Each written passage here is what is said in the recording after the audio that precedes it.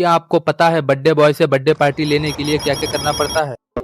राधे राधे, मैं हूँ अभय। आज है अवधेश दादा का जन्मदिन, जो कि हमारे रूम के बगल वाले रूम में ही रहते हैं। तो हम चले जाते हैं बर्थडे पार्टी के डेकोरेशन के लिए कुछ सामान लेने बीकेटी। आज कई दुकानें देखने के बाद पता चला कि बीकेटी में मल्टीप्लर बलून ढूंढना कितना मुश्किल है। जैसे तैसे हमें बलून मिल जाते हैं और हम सीधा रूम पर आ जाते हैं। और इस डेकोरेशन के करता धरता सचिन और अश्विनी भैया हैं। हमें क्या, हमें तो ब्लॉग बनाने से मतलब है। फाइनली शाम को अवधेश दादा अपने ऑफिस से आ जाते हैं और इनका भी यूट्यूब चैनल है जिस पर 1K से भी ज्यादा सब्सक्राइबर हैं। फिर केक कटिंग स्टार्ट होती है।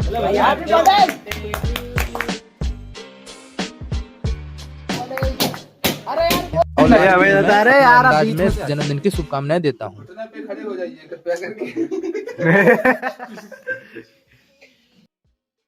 जो खाके हाथ में लगा जाते हो। गवा तो गवा कहाँ?